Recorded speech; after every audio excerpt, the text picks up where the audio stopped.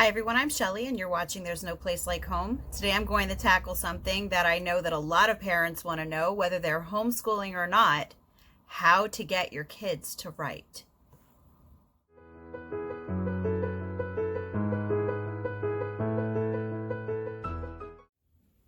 As a homeschooling parent, or as any parent as a matter of fact, it can be discouraging when you have a child who just refuses to write.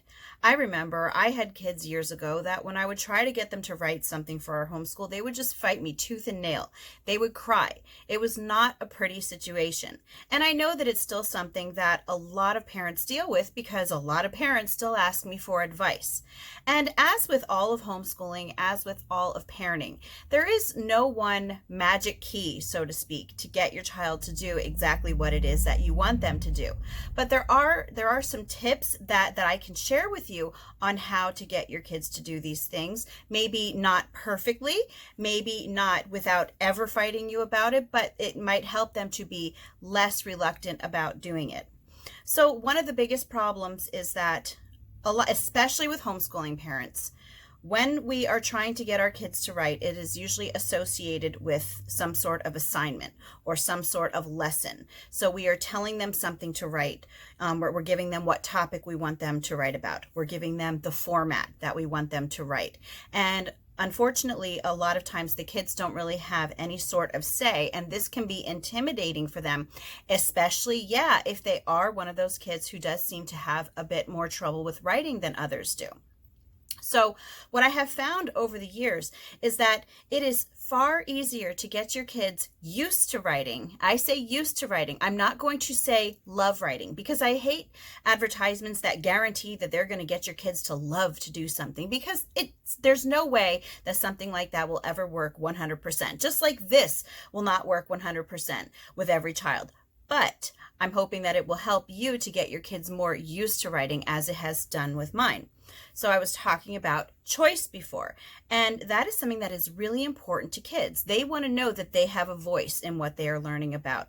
And it is no different when it comes to writing. It is especially no different when you are asking them to do something that they might already have a little bit of difficulty doing.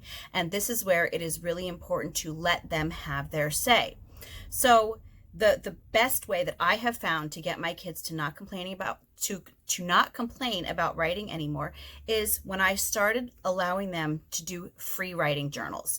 And what a free writing journal is just a journal that they keep, that they are allowed to write whatever they want. I don't tell them what to write about. I don't tell them what format to use. Nothing. It can be anything that they choose. So they could write a story. They could write a list of foods they want to have for Thanksgiving. They can write a comic strip. They could just copy something, maybe a poem that they like. They could write song lyrics. They could draw a picture and then just write a couple sentences describing it. It can be absolutely anything at all. This is just a way for you to get your kids used to the act of writing. Because if you let your kids get used to it, when you do assign them things, they have already, been having experience with writing sentences and, probably just sentence structure. And you might have been having discussions with them over the things that they've been writing. And so, they are a little bit more comfortable with the idea. So what I wanted to share with you today specifically was because last week or the week before, I believe it was the week before, I shared a video with some personalized notebooks that I had gotten for my kids. And I told you that I was going to let my kids use them for absolutely anything that they wanted. So if you haven't seen that, I'll just show you one of them. So these are from Family Nest Printing. And so this is for my daughter, Summer. So each of my kids got a personalized notebook, and the front half of the personalized notebook has lined paper, and the back half has paper that has dots on it. And I have found, my son has found that that's actually really good for drawing when it comes to keeping symmetry. So my kids were really excited about these books. And I think a lot of kids would be excited to have something with their name on it. Even adults get excited to have monogrammed towels and things like that. So imagine as a child getting a notebook that has their name on it, especially if they have an unusual name, because some of my kids have unusual names and they've always said, oh, well, Mom, we'll never get anything with our name on it. But now they do. So that in itself is one maybe little nudge to get your kids to do a little bit of writing. But I decided that I would share with you just the variety of things that my kids have been doing in these notebooks since we got them. Now, I'm going to remind you, I do not tell them when to write in these. I do not tell them what to write. They have just been working in these things on their own, and it's just amazing the different things that different kids will write about. But as I said, it does not matter what they are writing about or what format. It only matters that they are writing. So for example, this is my 9-year-old's. She has been busy writing story after story after story in this notebook. Actually, the first day that I gave it to her, she just sat next to me on the sofa for the longest time, just writing all sorts of stories in it. And that is one thing that my kids really do like. They like doing creative writing.